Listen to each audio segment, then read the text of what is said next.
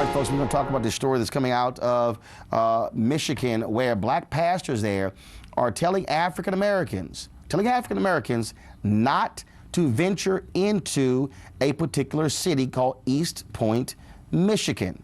An activist group called Defenders of Truth and Justice, along with the Michigan National Action Network, issued a, quote, travel warning to all African Americans passing through the eastern Detroit suburb. They claim police there have a pattern of racism and discrimination. The warning was issued after this police station surveillance video was released showing police brutally beating Frankie Taylor after he was arrested for driving under the influence. The August 2015 beating caused Taylor permanent loss of vision in one eye. He's suing the police department for injuries he sustained after being bound to a chair and punched in the head and face more than 10 times. Joining us via phone to discuss this is the founder of Defenders of Truth and Justice, Reverend W.J. Rideout. Pastor, when you say that this is an interesting warning, normally we see these international warnings, but this is different to take place in the American city. Sure, absolutely. This is something that needs to be put out when there's racism, discrimination in a city to try to avoid any kind of Ferguson situation again. And when you talk about this, first of all, what has been the response from the city when it comes to this warning you guys have issued? Well, they're asking us to take the travel warning off. They're asking us to speak good things about them.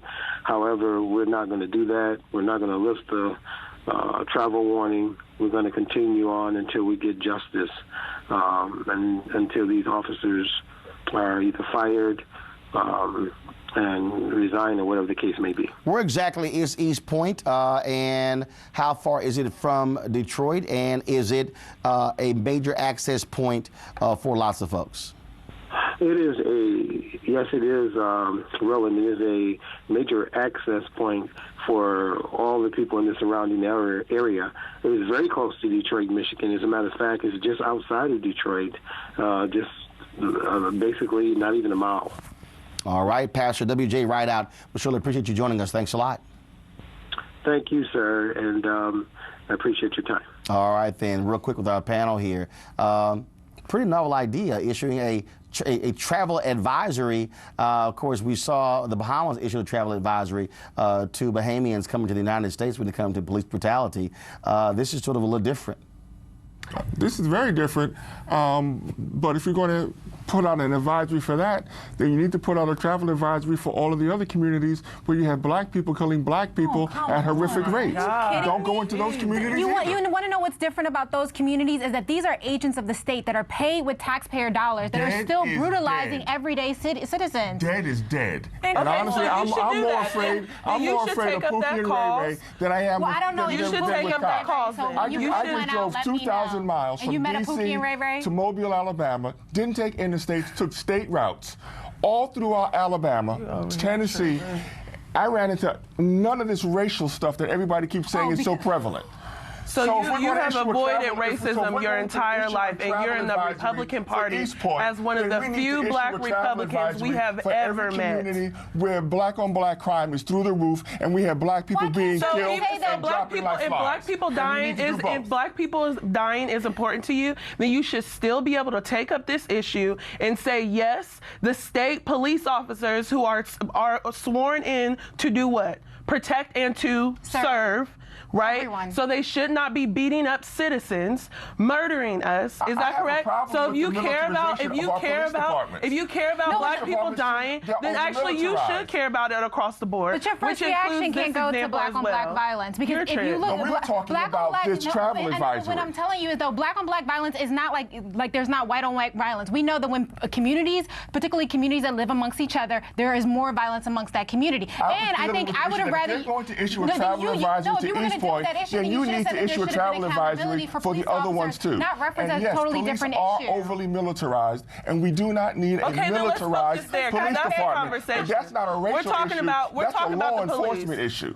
It is a racial issue. Over the last 3 years. The militarization of police is not a racial issue. How is it not a racial issue if the militarization of the police is disenfranchising black people? Upside the head. Black people are being targeted by the police. It's not a black racial people are issue. being targeted by the police. Black people are being targeted by the police. Over the last 3 years, we have pulled stats from places like Ferguson, from places like Chicago, from places like Detroit, where it says that the police departments are unfair and overwhelmingly targeting black communities. So let's stay there, let's focus there and talk about that issue. Since you care about both so bad, you also can lead up because you are Republican leadership. Hold on, you are Republican leadership. Did you read Roland Fryer's study? You will also help both sides of this community. So you don't have any reference to talk about. You will help us, but it doesn't seem to be a priority for you. But you don't get to throw out facts, not even facts, you don't get to throw out misinformation about our communities while doing nothing. You have done nothing. You don't know what I've done. Well, tell me. I would love to know. I ask every time I'm on the show. To throw an accusation like that, what have you done? It's just condescending and insulting. What have black Republicans done? We would love to know. We're all ears. I'm not going to sit here and defend myself to you after you just throw out an insult. I'm not going to do it. Yourself. Well, you've done nothing. You don't know what I've done. Kickstart your day at 7 and get the news you need from the perspective you want. NewsOne Now with Roland Martin. Every weekday morning at 7 on TV 1.